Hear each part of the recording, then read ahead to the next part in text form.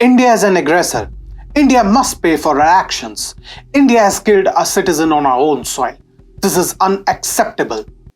Now, before you start thinking this is another Pakistan dossier pointing fingers at India for their everyday issues, think again.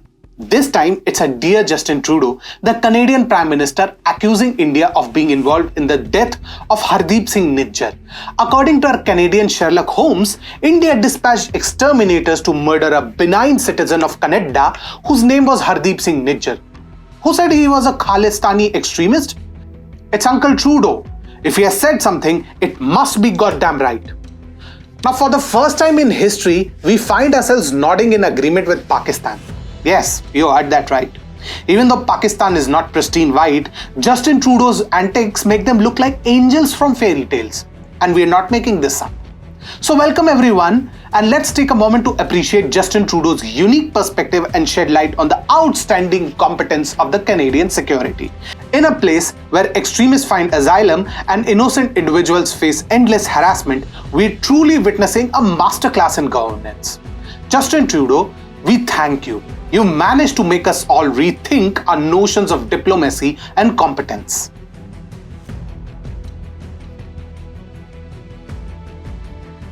I once heard this saying somewhere: hard times create strong men create good times create weak men, and weak men create hard times.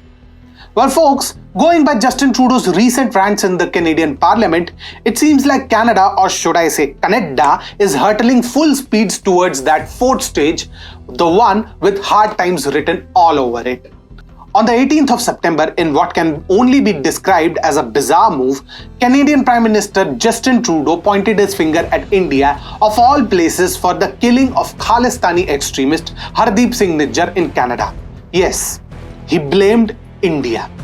Adding fuel to this blazing fire, the Canadian Foreign Minister Melanie Joly chimed in, stating that as a consequence of these allegations, the Canadian government gave a top Indian diplomat the boot. And what's even more mind-boggling is that Trudeau made these accusations in the Canadian Parliament without a shred of proof. Now let's rewind a bit. Hardeep Singh Nijjar, the man in question, had a history of being involved in anti-Bharat and pro-Khalistani activities and met his unfortunate end in a supposed gang war on the 18th of June outside a Sikh Gurudwara in Surrey, British Columbia. Trudeau claims that Canadian intelligence agencies have been looking into the murder. Pardon my ignorance, I didn't realize he had other agencies apart from Jagmeet Singh and Gurpratap Singh Pannu. He even had the audacity to say that he discussed the matter with Prime Minister Narendra Modi during the G20 summit last week, and he told Modi that any involvement of the Indian government would be unacceptable. I suppose that was the reason why he was unceremoniously boycotted at the G20 summit. It's almost as if Justin Trudeau is auditioning for the role of Tismar Khan in the world of geopolitics. All gas and no substance, accusing a country like India, known for its diplomacy and restraint, without concrete evidence is like claiming the moon is made of semolina. It might sound interesting, but that's not practical and certainly far from the truth.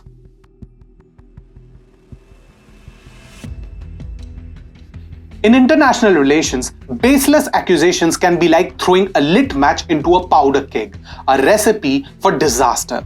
Sure, Justin Trudeau's current theatrics may grab some attention and make for entertaining headlines, but they also risk putting a dent in Canada's credibility on the global stage. But then again, we're talking about Justin Trudeau here, a leader who seems to have parked Canada and its progress on the back burner for a while now.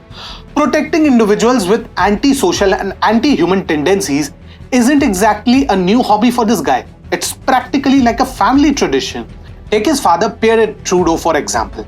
Back in 1982, when the Indian government led by Indira Gandhi sought the extradition of Khalistani terrorist Talvinder Singh Parmar, who was also accused in the bombing of Air India 185 flight, Pierre Trudeau's government slammed the door shut.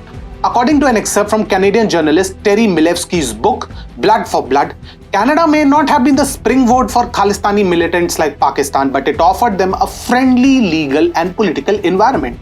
India had been complaining about this cozy arrangement as far back as 1982, when Prime Minister Indira Gandhi had a little chat with her Canadian counterpart, Pierre Trudeau. Now guess the excuse that then Trudeau government had to say. Brace yourself. They literally said that it was because India treated the Queen of England as the head of Commonwealth and not the head of state that they refused to accede to India's request. Yes, you heard that right. And we thought that only India is unfortunate to have a family like the Gandhis. It's almost like a masterclass in mental insolvency, and it seems that the apple hasn't fallen far from the tree when it comes to such ridiculous excuses in the Trudeau family.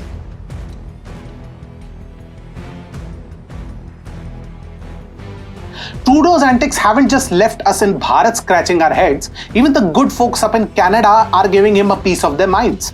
They're certainly not thrilled about this megalomaniac putting Canada's honor on stake for just a few votes. One journalist, Daniel Boardman, couldn't believe what he was seeing. In a fit of rage, he posted on X, Trudeau, in a fit of rage or something, decided to kick out a top Indian diplomat from the country. And why, you ask? Well, brace yourself for this one. He did it based on an internal report, mind you, and that too during an ongoing investigation. To expel an Indian diplomat based on an internal report that has a potential that Indian government was involved in the death of Hardeep Singh Nijjar is absolutely insane. Absolutely insane behavior from Trudeau and co. And just when you thought it couldn't get any crazier, another X account, this time masquerading as Justin Trudeau's ego, @Trudeaus_ego, chimed in with some cold hard truth in a rather sarcastic fashion. They tweeted, "Our polling numbers are at all-time lows. So I need to create a new crisis to distract Canadians. That's why my government is suddenly making a big deal about India's ties to the killing of a Sikh man earlier this year. People are more likely to support me if they are scared." To put it bluntly, Justin Trudeau has literally shot himself in the foot by accusing India of murdering Hardeep Singh Nijjar without a shred of credible evidence. With his popularity plummeting faster than a lead balloon and his credibility in international politics scraping rock bottom with none ready to listen to him, Trudeau is doing a bang-up job of expediting his political demise. But I have got to hand it to him. He's got a talent for it.